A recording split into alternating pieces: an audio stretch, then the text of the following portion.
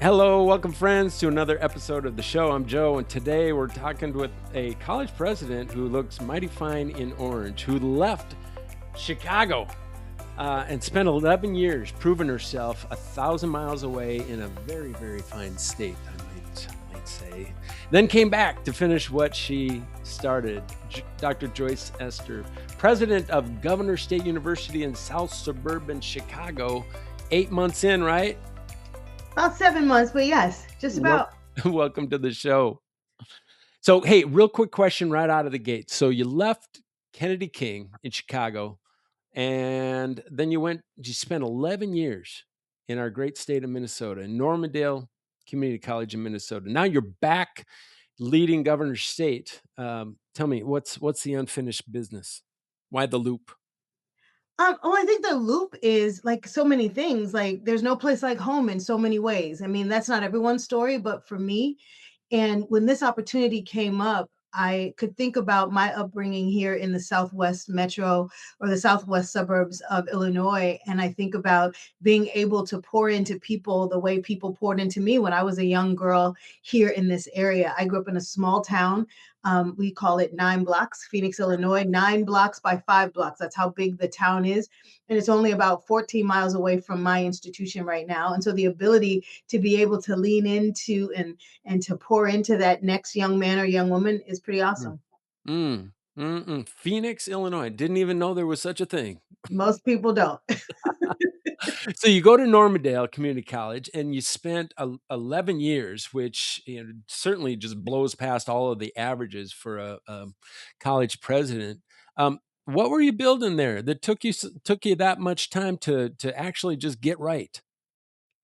I mean, I'll be really honest, and I'm one of those kind of people. I would give credit where credit's due. I inherited a really good school, Mm, right? And so I think I had a responsibility. I remember joking with the chancellor at the time, and I said, I don't know if it's harder to kind of fix a broken school or how not to mess up a good school.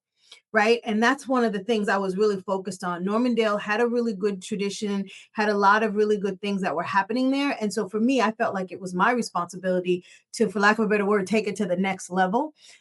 We were always, for the longest time, had been the largest community college in the state, continues to be the largest community college in the state, very well respected institution. And so for me, it was one, making sure that I left the place better than I found it, which was love a it. little bit harder because it was a good school. Right. And being there 11 years, I had an amazing team of faculty, staff, and students who came through there and who supported the vision, who moved the vision forward. We really committed ourselves to equity. We committed ourselves to belonging.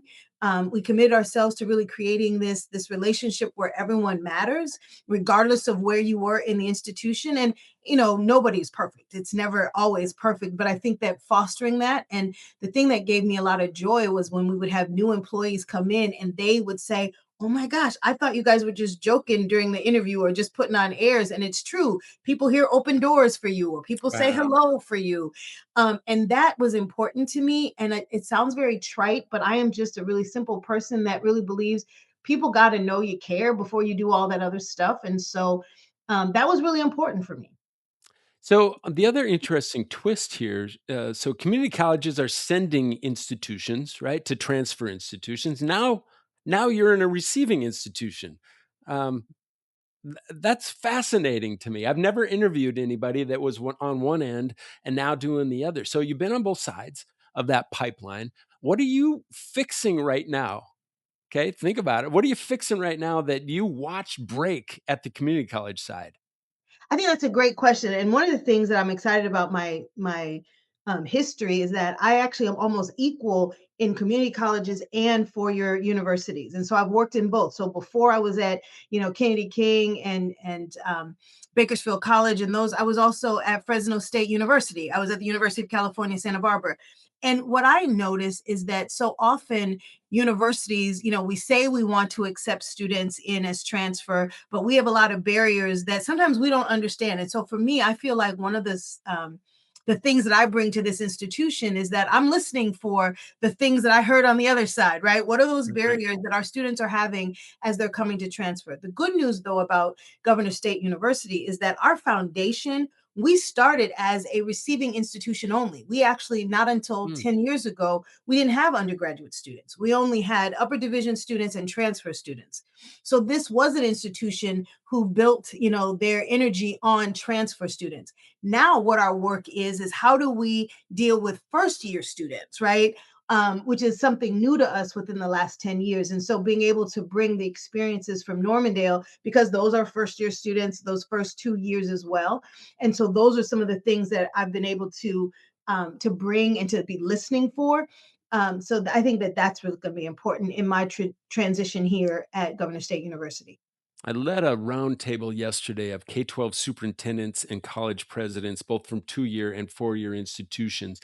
And one of the things that we just landed on was this thing of becoming barrier breakers. So, what is that barrier that you are really working relentlessly right now to break in terms of your building your success system for your students? I would think the first thing is we've got to look at our systems. I think all of us, regardless if you're at a university, a community college, if you've been wherever, we have these systems that we just get used to, right? And we've got to stop and take a look and say, is it still serving our students? Is it still serving us? Right. Right. And so I've been asking the question that I've been here oftentimes when I meet different folks on campus. I'm like, can you walk me through why we do it that way?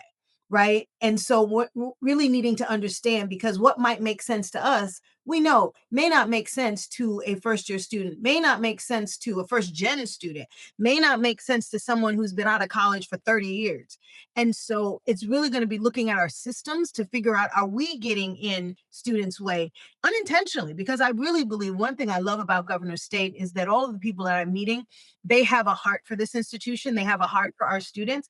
But I think sometimes it's that unconscious or unaware barriers as you say that we put in our students way. And so that's one of the things that in the next however many months or year I really want to unpack, because if we're getting in our students way, I have a family member who is in school. I won't say what institution she's in, and it's so funny whenever she calls me to tell me about some barrier that she had for registration or something. I call and go, just a student at our institution, do they go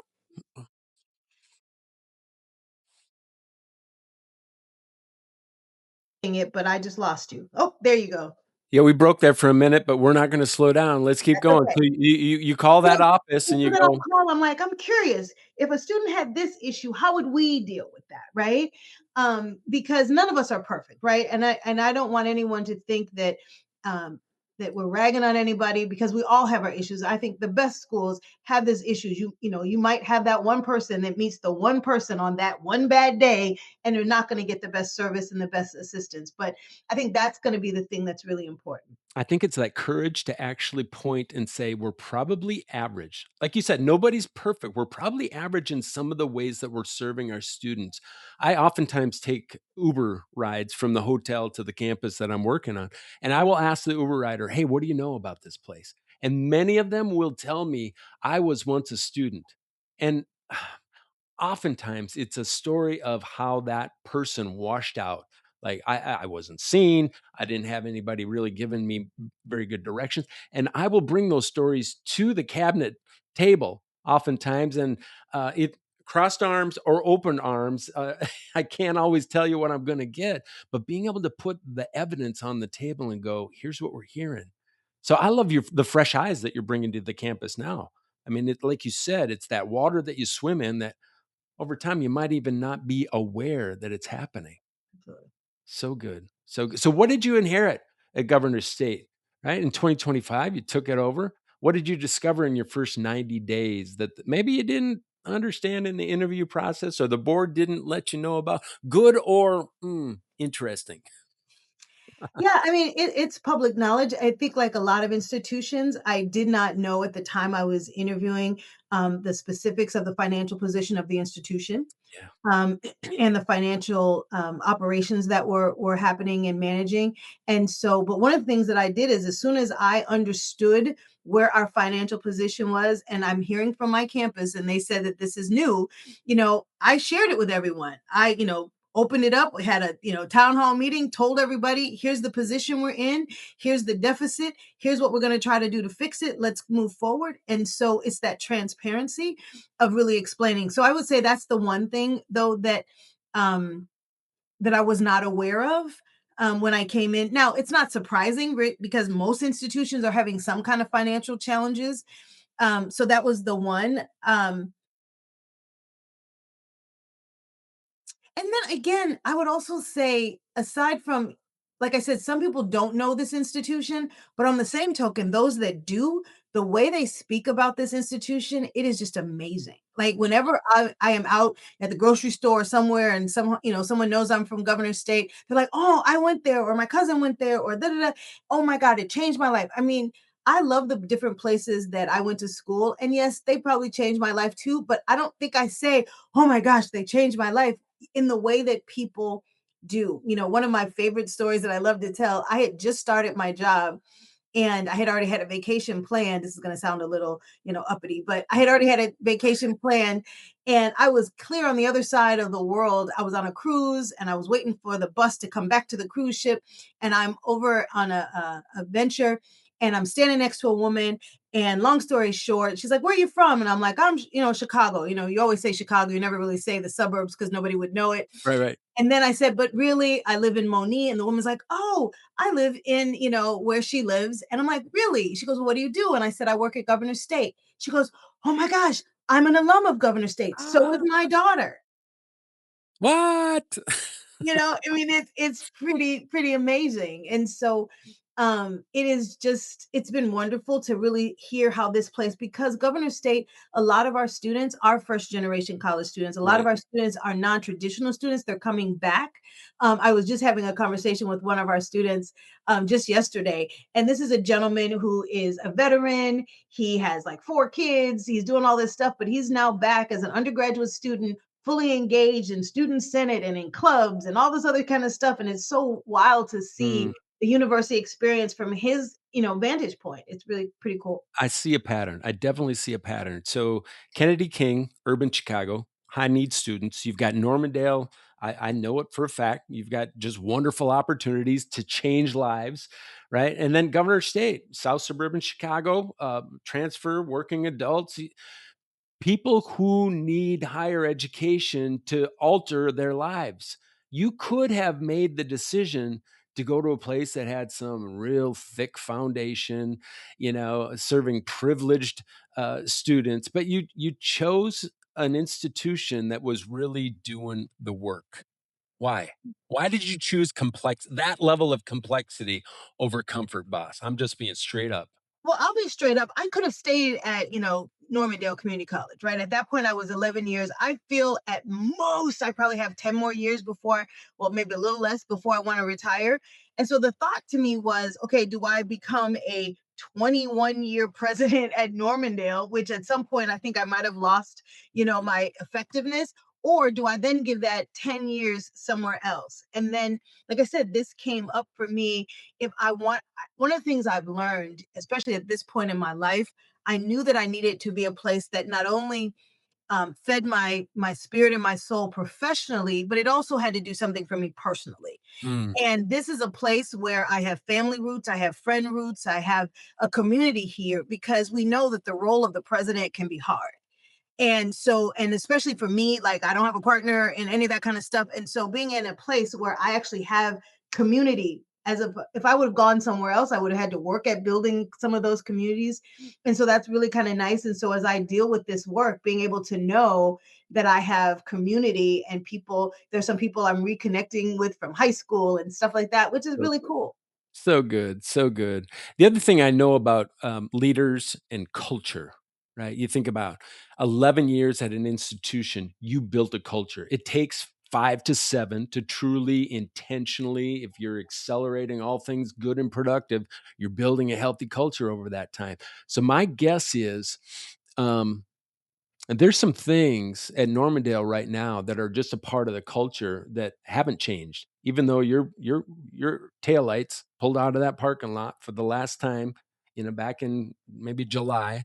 But What are you really proud of? What are you proud of that you know is still there on that campus because of your influence? Well, one thing I noticed, I actually just saw it on LinkedIn the other day. We instituted this all campus professional development day for everyone on campus, regardless of where you sat in the organization. And, we had, speakers and books and discussions at tables and all kinds of things. And I saw on LinkedIn a snippet of what they've done recently. And I think they've taken it to another level, right? Like they're doing something, I think that's like akin to a TED talk where they're bringing in the expertise on campus. And so they're still having these opportunities for everyone across the institution to come together and work together. So I think that's really exciting, and I really think that they're already taking it to another level, thinking about it differently, but still having this opportunity where people can come together across the institution. Isn't that what it's all about? I mean, you come in with a good idea and that startup, and then you have to kind of work to establish it. Let's make sure that this can sustain itself over time and against budget and policy and faculty and all the stuff, right? And then to hand it off. And okay, now how do you advance this? Because my ideas are all done. Isn't that the joy of working with others and just the joy of humanity, knowing that we get to hand stuff off to each Absolutely. other and see things advance? So my guess is over the course of you've been a president now for what, 14, 15 years? That Yeah. that's a career for most, but you in that brilliant head of yours, you probably have a playbook for how things work, and what things to avoid. So your first year at Normandale, my guess is you're probably not doing a lot of those things that didn't work very well. Your first year at governor's state. How are you being mindful of just your first steps in this first year leading that institution? Well, first of all, I think I listened a lot when I was at Normandale in that first year, but I actually am listening even more now. Because as you talked about, it's a different kind of institution, it's a different clientele, it's all of those kinds of things. And so it has been, I had gotten from a friend of mine, he had read a book and it shared with me. So I don't know the book, so it's not my idea, but he had shared it and I took it and asking these four questions. And so in these last 7 months that I've been on campus, and I did it at Normandale, but I'm doing it here too, is the four questions. What do you like about this institution? What don't you like about this institution? What do you hope I will do as the new president? And what are you concerned I will do as the new president? Okay. And Okay. that has really been serving me well. And what's really interesting already is I would say about 80% of what I'm hearing from everyone who's come in my office to talk to me about this is pretty consistent, which is really great because what I plan to do is then take that information and bring it back to the campus and like, folks, this is what I heard. Here's some things that, there's some low hanging things that we can do right now, right? And here's some things that, wow, this is so off base, right? Let's, address that. And so that's been really fun to be able to do some of those things. And so just really listening. I would also say that um, while I believe I've always been authentic and myself, when I got to Normandale, I was authentic to a point, and then I had to grow into it and get more and more comfortable, really Mm, showing my true self. Here at Governor State, I made a conscious effort that I was going to be my true self from day one. And I mean, obviously, as president, you got to, make sure that you temper some things. But it's been really great and it's been really well received. Like, the joke is like they had an investiture for me. This is my third president. I've never had an inauguration or an investiture. And I told them I didn't really need to have one now. Like, but they were like, no, we have to have it. We have to have it. And I, kind of pat myself on the back. We had one and it was amazing. And I had people say to me, this was probably one of the best investitures I ever went to because it was so real. It had the pomp and circumstance, but it was really about the things that brought me joy.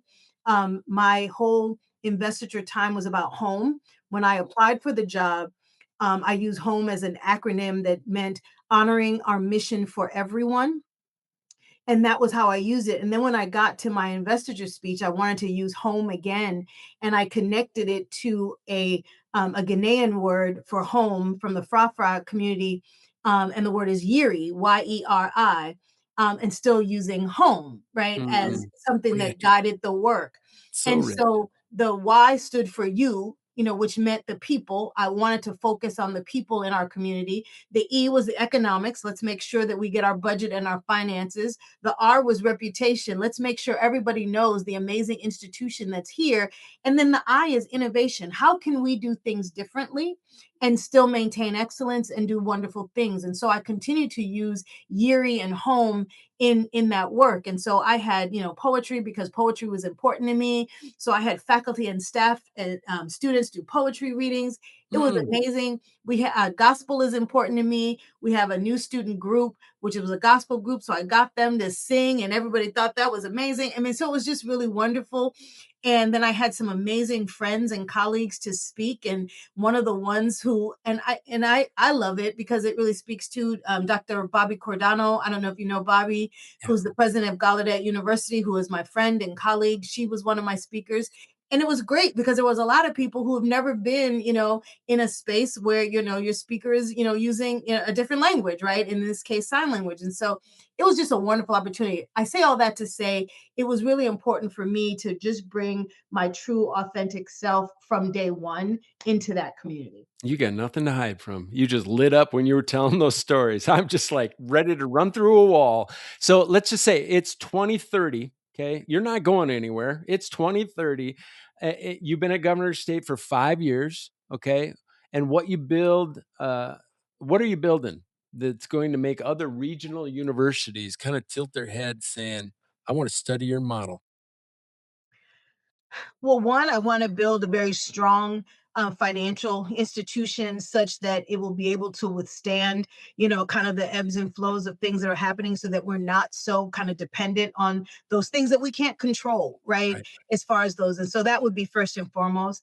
I want to be able to, in 5 years, that's a little quick, but I want this institution to change into what we said we wanted to be, was a comprehensive university, so that we would have the residence halls. I mean, we have one, but that we would have the residence halls, or beginning the footprint for that, and our athletics and the different things like that, and working with our community to have a really nice town gown relationship, and be vibrant place for the people in this community as well. And so in 5 years, it's kind of hard to get from shovel to walls, but I would like the blueprint definitely to be there.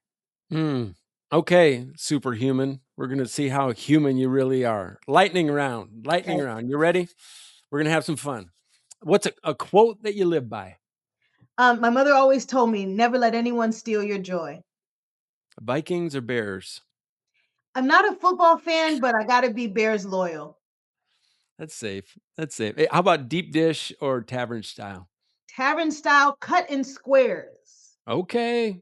All right. Not no New York No, cut slices. in squares. How about best lesson from 11 years at beloved Normandale? I think it would be just be authentic. Yeah. I love the just quick answers here. It's resolute. Biggest surprise in your 8 months, 7 months at Governor's State? I think the biggest surprise is how amazing this institution is, but yet how many people within our state and around the country don't know it. And so we're going to have to change that, because it's an amazing institution and more people need to know about it and speak on it in the positive ways that those of us who hear, we know that it is. How about what would the 2013 Joyce think of where you're at right now, 2026 Joyce? She would be amazed. And I think that it would be confirmation to trust God's plan, Follow because the in sun. 2013 I was out on faith, and this is obviously where he wanted me to be. One word or a short phrase, Governor's State future. Bright. Yes, it is. Just like that orange, just like that. If you were not a president, okay, what would we find yourself out doing? At this stage in my life, it sounds hokey, but I would like to be someone who does voiceover work. Y- So that was just a little, sample of my work. Yes, it was. I'm gonna create a clip of that and just play it over. And all right, this is an easy one, but AI versus your best faculty member, who wins? People, always. Faculty, Always, staff, students, people, always. always, always. This has been fun. I love your heart. You inspired me today. Folks, I've been wrestling to get this guest to come onto the podcast for a moment, and it's just such an honor to have somebody with your success, but also I think just the dignity of heart that you have in the work, Joyce. So yeah, any last words of encouragement that you would give to a leader out there who might be, you got a lot of leaders that are just stuck and struggling right now. Stuck and struggling. What's a word from that beautiful heart of yours for them today? I think first and foremost, be clear about what you don't know. I think so often, there are leaders who they expect so much of themselves that they feel like they have to know everything. There are many people around this country who have good knowledge. So know what you don't know and don't be afraid to ask for help. Don't be afraid to look out for even help on your campus and help in a very different way. I'm not saying that you're abdicating your leadership, but there's experience, there's information in your campus and in your community. So I think that'd be important because I think one of the reasons why I see some people challenge is because they're putting all of this on themselves that they have to be everything for everyone in every moment. And that is, in my estimation, impossible. Yes, have to be a leader. The buck stops with you, but get help when you need it. And that's both professionally and personally. So good. I think that's a good place for us to just step off right now. We're going to keep you on the watch. We're going to keep Governor State on the watch. It govst.edu is Yes. what I pulled. Are we good? Yep. So I want to just encourage everybody to check them out. Let's watch them grow. Let's watch the trajectory of this leader's impact across that community and beyond. Such a privilege and a pleasure, folks. Yeah, stay really healthy. That's the show. Peace.